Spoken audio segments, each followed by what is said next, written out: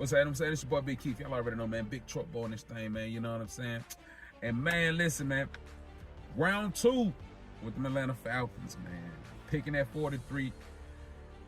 Traded up the spot 35 with Arizona and got Ruke Orhorhoro.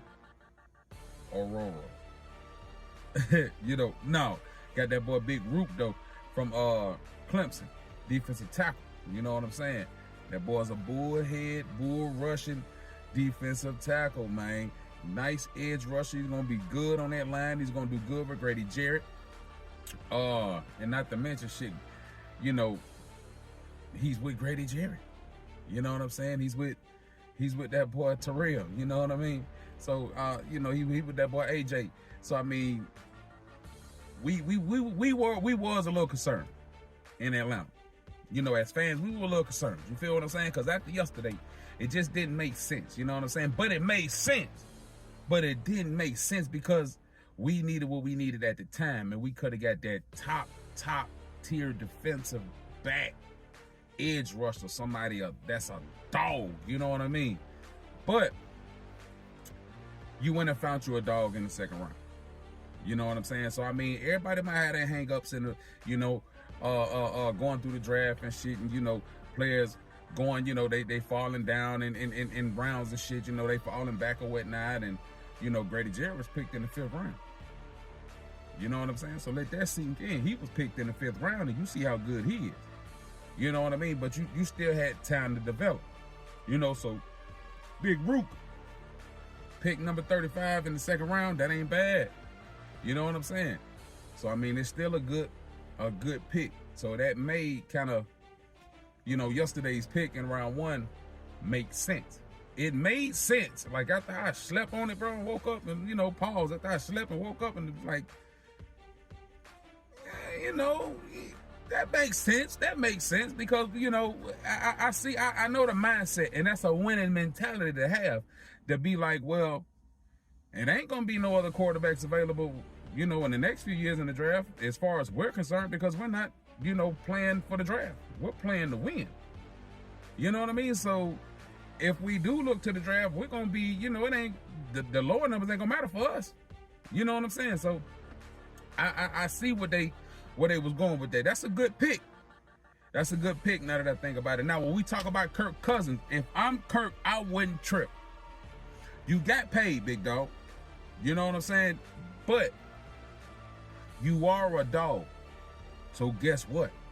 Ball the fuck out, which we know Kirk gonna do. We know Kirk gonna bring it. You know what I mean? That's one thing I know Kirk gonna do. Kirk, I got faith in Kirk Cousins. I do. It might sound crazy, but listen, bro.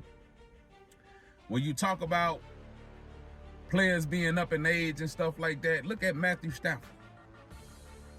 When he got traded and went out there to LA, they won a Super Bowl. He finally got his shot, but he was up in Detroit for a long ass time. And when I thought about him, it was almost as if him and Matt Ryan, they was kind of like the same type of player. You know what I mean? So, and Matt had his shot during that whole little Super Bowl debacle. You know what I mean? He had his shot, but I feel like Kirk Cousins is really in that same class of a quarterback as well. You know what I mean? So honestly, his QB IQ is up here. You know what I mean? His QB maturity is up here. So you got to respect that. And not only that, as long as they add the correct pieces they can put in front of him for him to be successful, you ain't gonna have no problem. You just got to protect him. It really didn't matter who you put back there.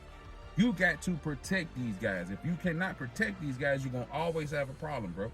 You always gonna have that problem. Michael Vick ran like a motherfucker, but more than what he probably wanted to do. You know what I'm saying? But for the most part, you want to be able to protect that quarterback. So he got the weapons. He do. So honestly, let's see what these next couple picks gonna look like. You know what I mean? We gave away the 3rd pick, so I got to get more. I got to get my draft IQ knowledge up, man. You know what I mean? So, because when you be kind of dipping and dabbing, double tapping, you know what I'm saying? You got your day job going. You got the kids, the family. You tapping into the, you know, to the football culture. You know, you tapping into everybody else as a whole, the social media. You know what I'm saying? You got to kind of prioritize and put things in motion and kind of put them together. You know what I mean? So y'all kind of got to excuse that a little bit. You dig? But anyway, great move. Terry Fontenot, Raheem Morris.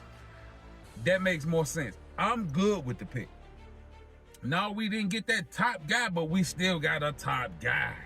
You understand what I'm saying? So, I mean, honestly, we just got to add more pieces to the puzzle, and everything else is going to look good, man, in the end. And I'm looking forward to preseason. I don't know about y'all. I'm looking forward to training camp. I'm looking forward to all of that. Joint practices. Hey, bro, we really need to turn this mug up, man. You know what I mean? So check this out. During preseason, I will be hitting a couple of them games. I will be hitting a couple of those practices at Flowery Branch. So trust me, we will be in the building. You dig? Peace up, A-Town. Down the long way, strong way, solid. Yeah. Big key, yeah.